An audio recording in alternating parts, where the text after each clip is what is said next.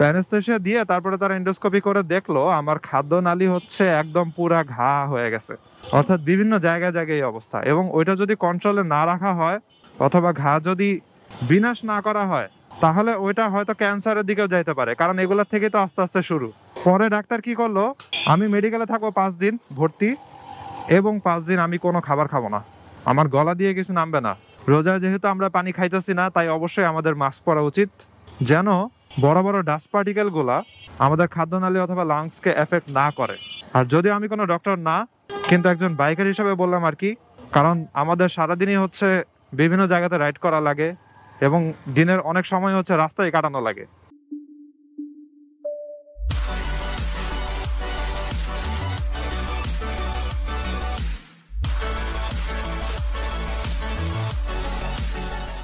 এই what is going on, বাজে হচ্ছে সকাল 9:45। তো বের হয়ে যাবো, মোটরসাইকেল কিক দিয়ে স্টার্ট দিই, কারণ প্রত্যেকদিন সকালে এ কাজ করা লাগবে। নাইস, এক কিকে স্টার্ট হয়ে গেল। আমার মাইলেজ একটু কমার পিছনে একটা কারণ হয়তো ডেইলি চোখ ইউজ করা। ডেইলি চোখ ইউজ করা মেবি লাগে না, কারণ এখন অলরেডি গরমকাল চলে আসছে, তো কিক দিয়ে স্টার্ট দিলেই হয়ে যায়। ওইটাই হয়তো করবো এরপরে। দেখছেন জ্যাম, এই জ্যামের সিরিয়াল কিন্তু একদম শঙ্কর পর্যন্ত। কি অবস্থা রে ভাই, রে ভাই, সিরিয়াল কি! ওয়াও, নর্মালি অফিস টাইম থাকে মনে করেন 8টা 9টা এরকম টাইম, এই 10টার সময় যদি এই জ্যাম থাকে তাহলে চিন্তা করেন ইফতারির সময় কি অবস্থা হয়। এদিকে আবার মোটরসাইকেলে 3 জন, এই জ্যামের ভিতরে 3 জন নিয়ে ঠেলবে কেমনে, ওইটা চিন্তা করতে যাই তো আমার নিজেরই হয়রানি লাগতেছে। আরেকটা জিনিস নিয়ে আমার হয়রানি লাগতেছে, ওইটা হলো আমি হেলমেট বাসা রেখে আসছিলাম, পরে আবার আমাদের যে বিল্ডিং ওইখানে গেছি, গিয়ে সিঁড়ি বাই উঠছি, আমাদের বিল্ডিংয়ে লিফট নেই, উঠে আবার হেলমেট আনলাম। তো আমার এই একটা সমস্যা আছে, কিছু না কিছু আমি নিতে ভুলে যাই। আমার আব্বুরও সেম সমস্যা আছে, ফোন নিতে ভুলে যায়, চাবি নিতে ভুলে যায়, এরকম সমস্যা হয়। ভাবছি স্টিকি নোটস দিয়ে হচ্ছে আমার কম্পিউটারের উপর এটা লিখে রাখবো কি কি নেওয়া লাগবে বাইরে যাইতে হইলে। যাই হোক, আজকে একটা গুরুত্বপূর্ণ টপিক নিয়ে আলোচনা করব। এটা হয়তো অনেকের খেয়ালই হয় না, কিন্তু ঢাকার মতো ডাস্টি সিটিতে যারা আছে তাদের জন্য এটা খুবই গুরুত্বপূর্ণ। শুধু ডাস্টি না, one of the most dusty cities in the world. 1 নম্বরে তো ছিলই, কয়েকদিনও মনে হয় একটু সিরিয়াল নিচে নামছে। যাই হোক, ওই দেখেন গর্ত। রোজায় কেন আপনার সারাদিনই মাস্ক পরে থাকা উচিত অথবা ডাস্টের থেকে দূরে থাকা উচিত? এখন এমনি তো ঢাকা শহরের যে অবস্থা, সারাদিনই মাস্ক পরা উচিত, কিন্তু স্পেশালি যারা মাস্ক পরেন না তাদেরকেও আমি বলবো এই কাজ করতে। কারণ কি, ডাক্তারদেরকে আপনি যদি জিজ্ঞেস করেন যে ফুসফুস ভালো রাখার জন্য কি করা উচিত, তারা এমনি বলবে মাস্ক পরে থাকা, এই সেই জিনিস। তারপর আরেকটা জিনিস বলবে যে বেশি বেশি করে পানি খাওয়া। এবং এই বেশি বেশি করে পানি খাওয়া শুধুমাত্র ফুসফুস না, খাদ্যনালী, স্টোমাক, এই সব কিছু ঠিক রাখার জন্য।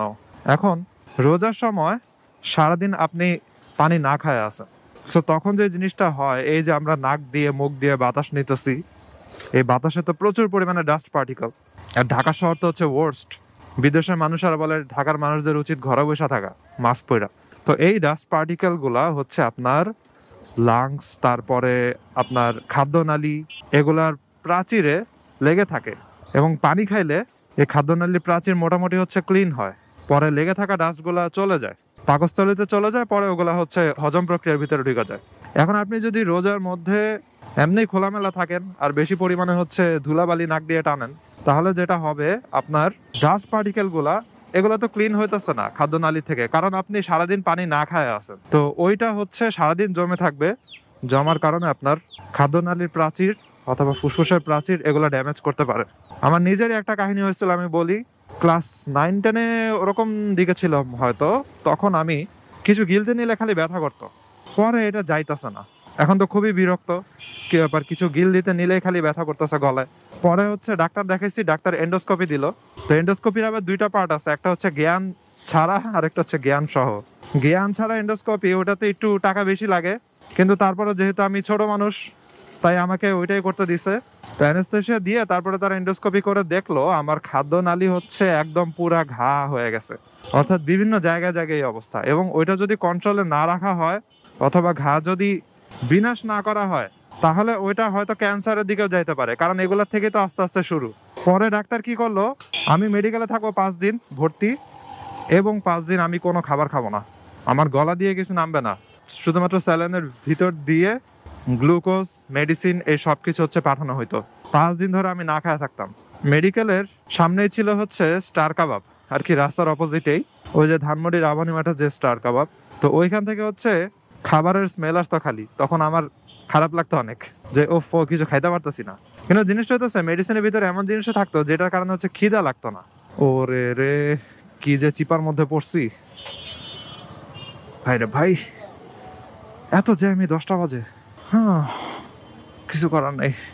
এমনি হচ্ছে রোজার সময় তার উপরে সব রাস্তা কাটা শুরু করে, আর কি একটা ভালো রাস্তা দেখলেই কারো আর ভাল লাগে না, ওইটা কাটা শুরু করে দেয়। ভাই রাস্তা বানানোর আগে কি আপনি প্ল্যানিং করতে ভুলে গেছিলেন নাকি?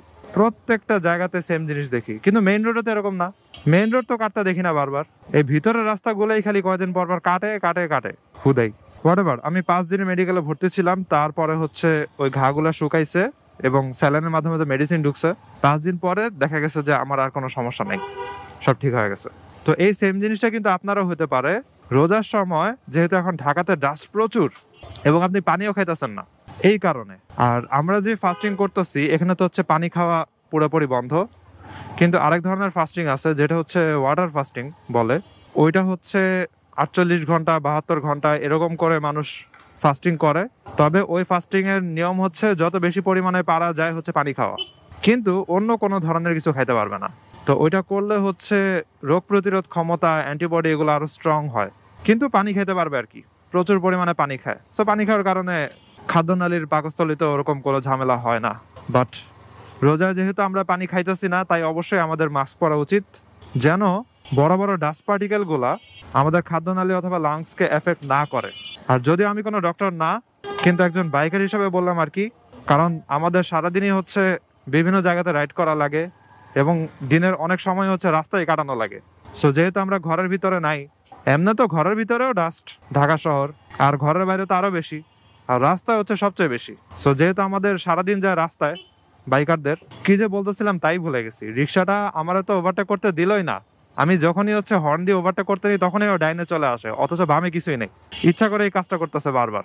আমি জানি না ওর কি সমস্যা আছে, কি যে বলতেছিলাম তাই ভুলে গেছি। যাই হোক, জিনিসটা হচ্ছে যে বাইকার হন যেই হন, যাদেরই হচ্ছে দিনের অনেকটা সময় রাস্তাতে কাটানো লাগে অথবা রাস্তাতে কমিউটিং ট্রাভেলিং করা লাগে, তাদের অবশ্যই মাস্ক পরা উচিত, অথবা আমি আগের দিন যেই টেকনিক ইউজ করছি নাকে তুলা দিয়ে চলাচল করা উচিত।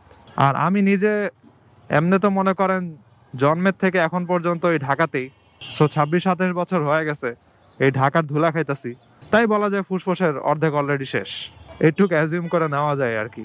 কি আর বলবো, এই অবস্থাতে আমাদের এখন চলতে হবে। তো যাই হোক, যেরকম পরিস্থিতিতেই থাকেন না কেন মাস্ক পরেন, আর রোজা শেষ হওয়ার পরে হচ্ছে বেশি বেশি করে পানি খান, যেন খাদ্যনালীগুলা অথবা বিভিন্ন পার্টস অ্যাটলিস্ট একটু পরিমাণে হলেও ক্লিন হয়। হয়তো আজকে কোনো ভর্তি পরীক্ষা আছে ইউনিভার্সিটি অ্যাডমিশনের, এই যে সবাই বসে আছে, পুলিশও আছে আবার এক্সাম সেন্টারের সামনে। তো আজকের ভিডিওটা এখানে শেষ করে, I hope you guys like this video, and if you're watching me for the first time you can kindly subscribe. তো see you in the next one, সব ভালো থাকবেন, সাবধানে রাইড করেন, টাটা।